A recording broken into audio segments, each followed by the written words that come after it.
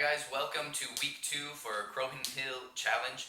I'm going to say that properly this time because I just heard somebody pronounce it on the news yesterday and realized that last week when I did your training I said Croghan Hill. So please forgive my my ignorance as being the American there, but I'll try to get it right from now on out. I hope everybody's doing well. I hope you enjoyed the training for last week. I hope you were able to get out and get 3 days of that in. If you are just joining us, this is the first video that you're seeing, head back. We do have a couple of videos up for a good warm-up video as well as a week 1 training.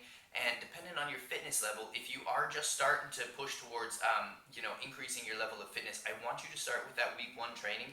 Week 2 does build on week 1 a little bit, and so I want you prepared for week 2 before you just jump into it. So I'm just going to recap a little bit here what we did with week 1. We were looking to be moving for about 30 minutes with a ratio of running to walking at 1 to 3. So if you were going to run for 30 seconds, I want you walking for 90. If you were going to run for a minute, I want you walking for 3 minutes. The idea behind that is it's a little bit more like interval training. Your heart rate it gets pushed up as you run or work hard for that one part of the work, and then you do have a chance to recover as you're walking for those 3 parts. After that, we were talking about how you can measure your working and resting time by 2 ways. You can either do it by distance, so if you're counting cracks or in the sidewalk or say light poles or distance in the park, anything like that, that's one way to do it. The other way is to time it. If you want to just use a stopwatch like I was saying there earlier, 30 seconds of work and then a 90-second break would do just fine.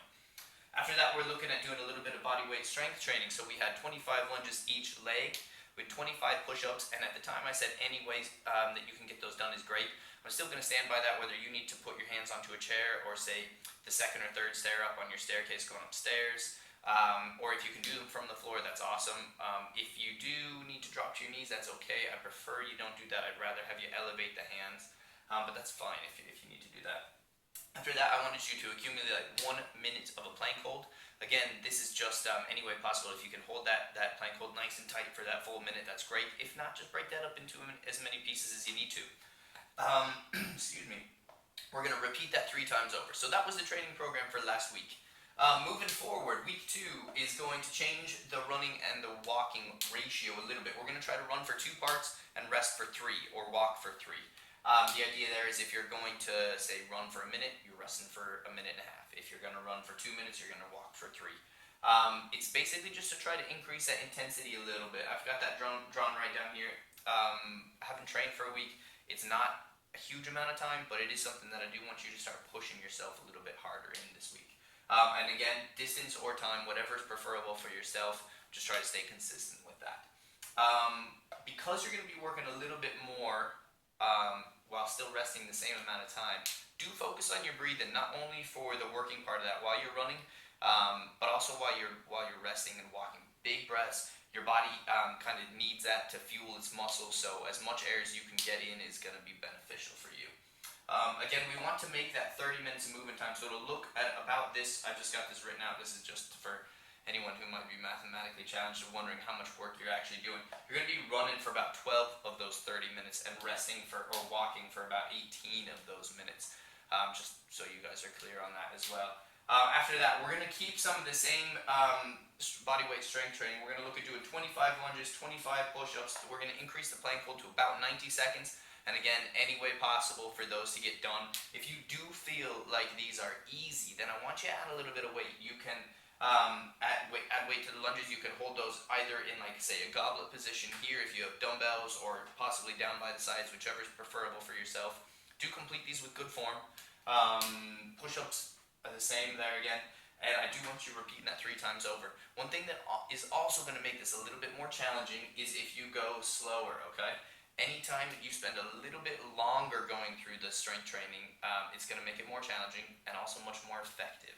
So slow those down from last week. Whatever you're doing, just take that pace down a little bit. And then you've got a big question mark over here. I told you in the first video that I want you training 3 days a week, right? So what I'm going to ask you to do is this is going to be your first and the 3rd day of your training here. So if you're going to train on a Monday, Wednesday, Friday, that's going to be your Monday and your Friday down there, okay? What I want you doing on Wednesday, which is your 2nd day of training, are sprints, okay? And you're going to ask me now why you think you should be doing sprints if you're doing a 5K race. I'm going to tell you, your body responds really well to some constantly varied training. So the best way for you to train is not going to be going out running a 5K every day or every training day that you have. You might get a little bit faster, but there's a huge potential for overuse injury, as well as not the level of progress that you could be making were you to vary that up a little bit. So we're going to look at, I'm just going to keep this really simple because I found over here in Ireland there's tons of football and GAA pitches everywhere. So we're going to just split a pitch into half. So I want you to run half of a pitch, and then I want you to walk back. Okay? I'm going to run over here so you know where you're doing. For you're running half a pitch and then you're walking back. What I want you to do is repeat that 6 times over, okay? So whatever time that takes you to run half the pitch length, you're just going to turn around and walk back. Nice easy pace here. This is your recovery. Same thing that I was talking about on this other side here. Focus on the breathing. If you're actually really giving it socks there on that half a pitch, it will start to fatigue you pretty quickly. And you'll find that if you are timing yourself, your initial run, for half that pitch will be quite fast, and then it will slow down over the course of those 6 trips. If you can track those, that's good. We do want to maintain as much consistency through that as possible.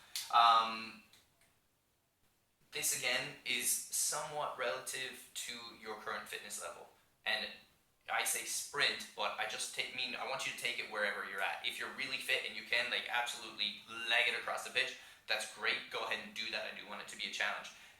In the same manner, if running or an obstacle course or any of this stuff seems a little bit foreign or new to you, just take it at the level you're at. Just run as fast as you can. If it happens to be a fast jog at the minute, that's great. Just make sure that you're bringing a level of intensity that challenges you.